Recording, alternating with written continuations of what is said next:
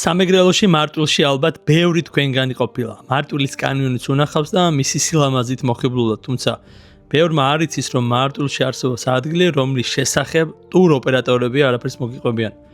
ადგილი, სადაც მეცნიერებმა აღმოაჩინეს ეკლესია, საყდარი, რომლის არქიტექტურის მსგავსი საქართველოში არ არის.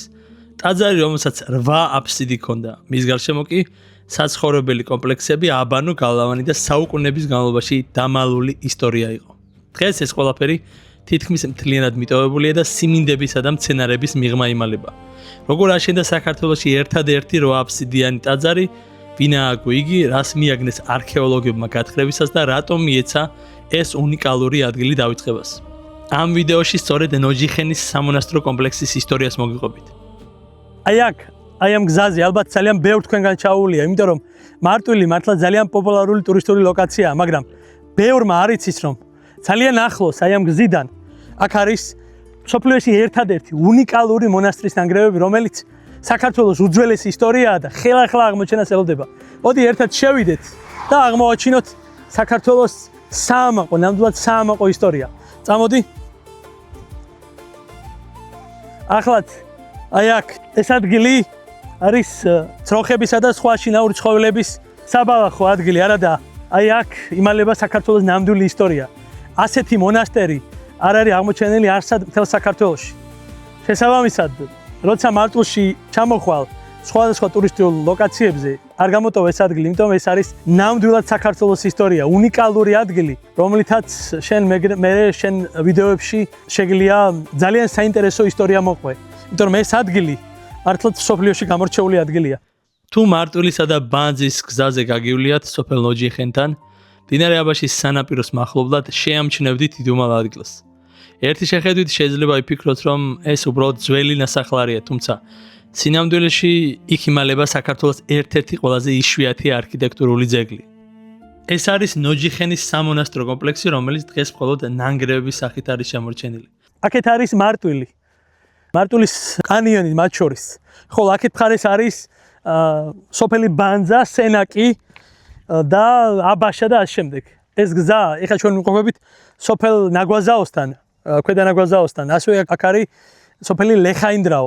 თითქმის საზღვარი არის ეს ადგილი. აი იქ თავდება სოფელი ნაგვაზაო და ეს მე მგონი ეკუთვნის უკვე ლეხაინდრაოს. ნუ არის საზღვარი, მოკლედ. ეს ადრე როგორც მე ვიცი ეკუთვნოდა სოფელ ბანძას. ხო და ეს ადგილი არის სწორედ საზღვარი ამ ორ ადგილს შორის და ზოგადად ამ ადგილს ადრე ძველად ერქვა ბანძის ციხესიმაგრე თუ არ მეშლება. აქეთ არის ასევე ისტორიული ადგილი აბედათის ციხესიმაგრე, ძალიან მნიშვნელოვანი ისტორიული ძეგლი ასევე, რომლიდანაც ასევე ძალიან ლამაზი ხედები იშლება და თვითონ ისტორიული ადგილია, იმიტომ რომ იქიდან მოჩანს მთელი იმერეთის სამეგრელო და აბედათის ციხესიმაგრეს და იმ ეკლესიას ეძახიან უძველეს ონოგურის ციხე-ქალაქ ონოგურის, რომელიც სავარაუდოდ უნდა იყოს სწორედ აბედათის ციხესიმაგრე, იმიტომ რომ ზუსტად ჯერჯერობით არავინ არ იცის სად იყო ეს ძველი ციხე-ქალაქი ონოგურის, რომელიც მოქალაქეების ციხესთან ერთად, ციხე ქუჯის ციხესთან ერთად, ციხე ქვინჯი იყო ძალიან მნიშვნელოვანი ციხესიმაგრე, როცა მტრის შემოსევა იყო ამ რეგიონში და ამ რეგიონს ბევრი მტერი ახსოვს, იმიტომ რომ აქ მურვანყროს სულაშქრია.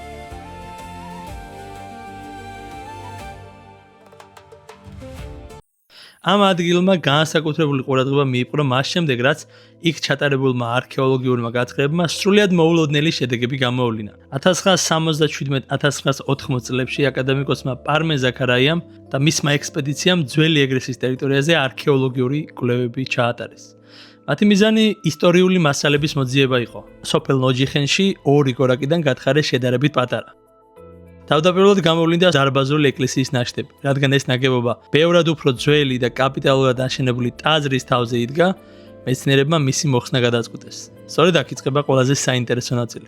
დარბაზული ეკლესიის ქვეშ სრულიად განსხვავებული არქიტექტურის ნაგებობა გამოჩნდა და გათხრება აჩვენა, რომ ეს იყო 8 აფსიდიანი ტაძარი. ეს აღმოჩენა განსაკუთრებული მნიშვნელობის იყო, რადგან ნოჯიხენის ეკლესია დღემდე საქართველოში ერთადერთი ცნობილი 8 აფსიდიანი ტაძარია. ცნობილი მეცნიერი გიორგი ჩუბინაშვილი აღნიშნავდა, რომ მრავალაფსიდიანი ტაძრები საქართველოში განვითარებული ფეოდალიზმის დასაწყისში ჩნდება და სწორედ ამავე პერიოდში სრულდება მათი განვითარების ეტაპიც. საქართველოში ცნობილია ისეთი მრავალ აფსიდიანი ტაძრები, როგორებიცაა ბოჭორმა, კაცხი და ოლთისის ციხის ეკლესია, თუმცა არც ერთი მათგანი 8 აფსიდიანი არ არის. ამიტომ ნოჯიხენის ეკლესია სრულიად უნიკალურ ძეგლად ითვლება. მიუხედავად იმისა, რომ ტაძარი ძლიერ დაზიანებული იყო, მეცნიერებმა მისი გეგმის აღდგენა შეძლეს. ეკლესიას შიგნიდან 8 აფსიდა ჰქონდა, ხოლო გარედან მრავალწახნაგა ფორმის იყო. ტაძარში 3 კარიბჭე არსებობდა დასავლეთის, სამხრეთისა და ჩრდილოეთის. სამხრეთისა და ჩრდილოეთის კარიბჭეები მოგვიანებითაა მიშენებული.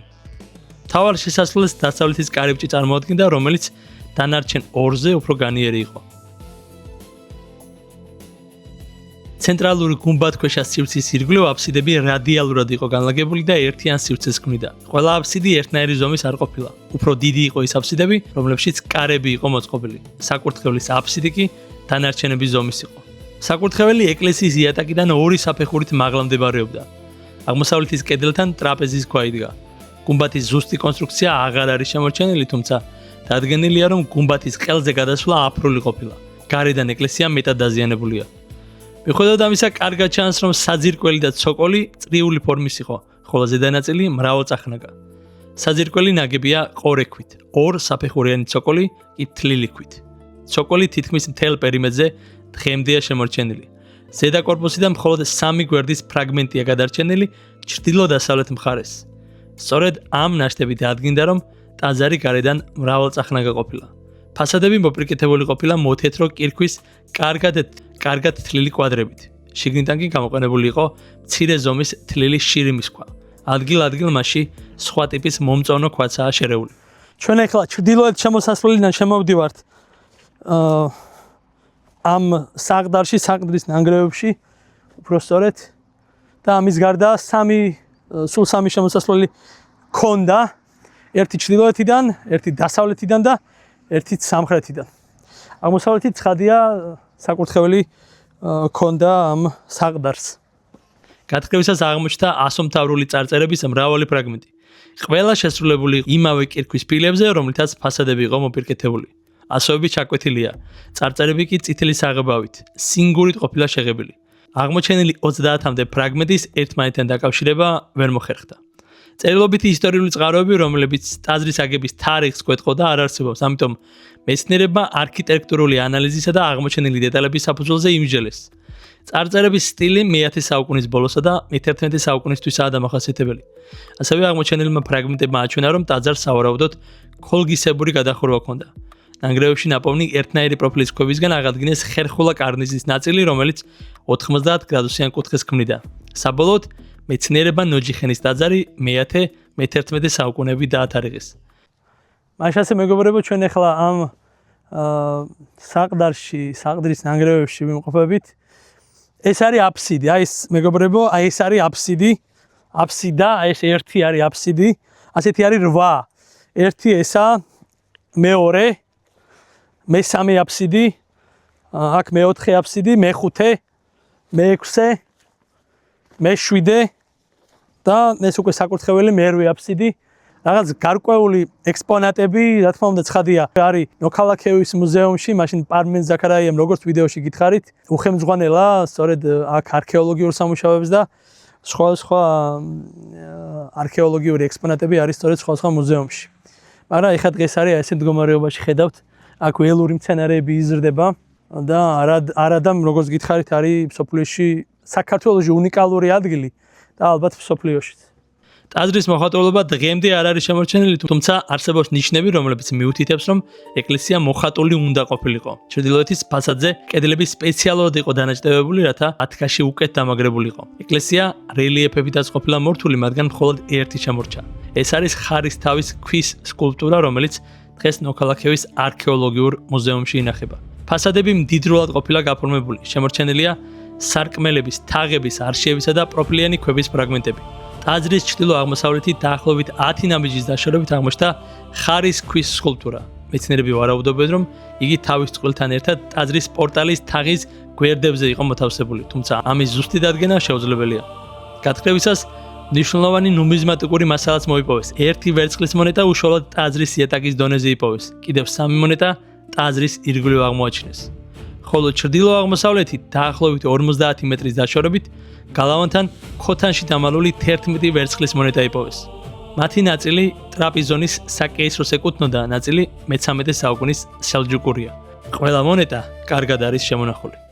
ხედავთ, აი რამხელა სამონასტრო ცენტრი იქნებოდა აქ, იმიტომ რომ აქ არა მხოლოდ მონასტერი, საყდარი, არამედ სხვა დამხმარე შენობებიც იყო როგორც ჩანს. მე არ ვიცი ხეს ასე პირველ მდგომარეობაში უნდა აღდგეს თუ არა, მაგრამ ამ ადგილს რომ უნდა მიეხედოს, ეგ არის ნაღდი.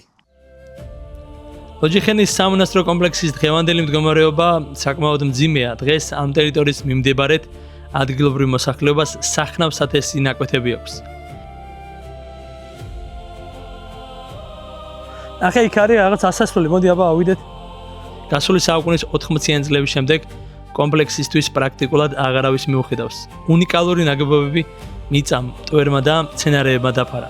ყოველი ახალი დღე კიდევ უფრო აზიანებს ამ ისტორიულ მემკვიდრეობას.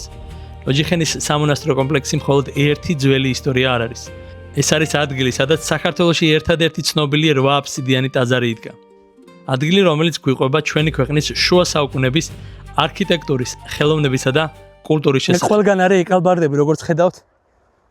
ირგვლივ ყველგან ეკალბარდებია. და ნამდვილად ამ ადგილს უნდა მიეხედოს და ეს ადგილი უნდა გახდეს მით უმეტეს, როცა წინაპირობა არის დიდი, მარტვილი, არის ძალიან პოპულარული ტურისტული ლოკაცია და ეს ადგილი არის ძალიან მნიშვნელოვანი მთელი საქართველოსთვის და მაშინ როცა აქ ჩამოდიხართ ხოლმე ნახეთ ეს ადგილი, იმიტომ რომ თქვენ ნამდვილად ისტორიულ ადგილას მოხვალთ, როცა აქ ამ ადგილს მოინახულებთ. და ნოჯიხევის სამონასტრო კომპლექსთან ძალიან ახლოს ჩამოდის მდინარე აბაშისწყალი, რომელიც თქვენთვის ძალიან ბევრისთვის ცნობილია, მდინარე, რომელიც გაედინება მარტვილის კანიონში.